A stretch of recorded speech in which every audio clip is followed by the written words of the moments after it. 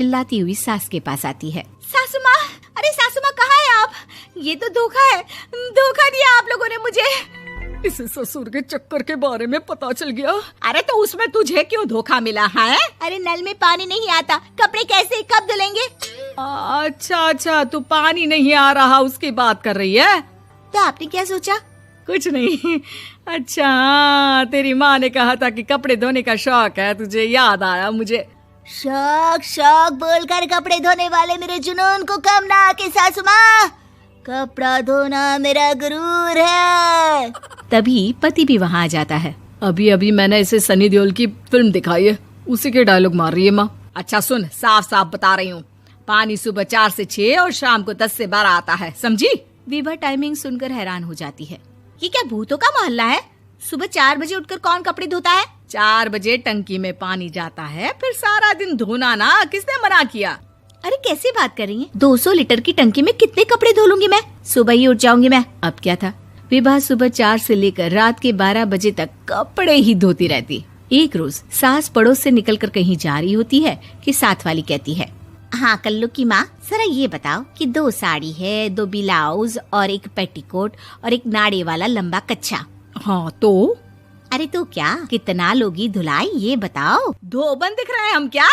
हमारे पति सरकारी नौकरी से अभी रिटायर हुए हैं और बेटा सुपरवाइजर है कोयला फैक्ट्री में। धोबन समझ रखा है हमें? हाय रे कल्लू की अम्मा, माफ कर दो, वो तो मोहल्ले में यही सब बता रहे थे कि तुमने बहू को कपड़ा धुलवाने के काम में लगा दिया है। सास को पड़ोसन की बात सुनकर गुस्सा आ जाता है। वो घर पहुंचती है जहां घर के बाहर ही इतने सारे कपड़े सूख रहे होते हैं जितने कि किसी धोबन के घर पर। अरे ओ कल्लू की दुल्हन, बाहर निकल। माँ जी यहीं आ जाओ, बाथरूम में चादर धो रहे हैं हम। अरे अभी हम धोते हैं, तुमको बाहर निकलो। ये आस पड़ोस वाले बोल रहे हैं कि हम बहू से कपड़े धुलवा कर उसे कपड़ा धोने वाली बना दिए हैं। अरे छोड़ो ना माँ जी, किन लोगों की बातों में आती हो? आस पास के लोगों का तो काम ही होता है कि वो किसी तरह सास बहू को लड़ा दे। बहू सारे घर के कपड़े धोती है, ये क्या कम है? बोलिए।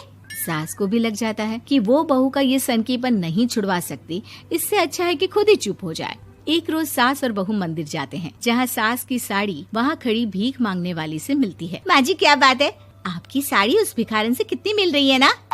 हाँ देखो तो, दोनों की साड़ी मिल रही है। क्या बात है कल्लू की अम्मा, तुम खुद को तो अफसर की बीवी बताती हो और ऐसी सिंपल सी प्लेन साड़ी पहनकर घूमती हो। सिंपल और प्लेन नहीं है ये साड़ी। तो क्या सोने के धागे से फूल बने हैं? कुछ भी सासू माँ, कुछ भी। हाँ बने थे इस साड़ी में सोने के धागे से फूल। मेरे पति लेकर आए थे मद्रास से स्पेशली मेरे लिए 10,000 की।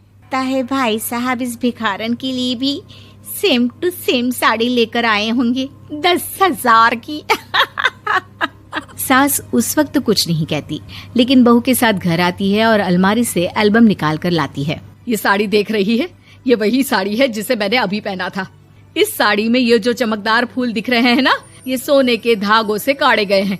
लेकिन तू लोकल वॉशिंग मशीन ब्रश से घिस घिस कर सारे फूलों को निकाल कर साड़ी प्लेन कर दी। मुझे माफ कर दीजिए सासू माँ। और तो और, जब मैंने तुझे तेरी गलती के लिए कुछ नहीं कहा, लेकिन तूने तो सबके सामने मेरा मजाक ही बना दिया। क्यों? बहू को समझ में आ जाता है कि अब से उसका कपड़े धोना बंद।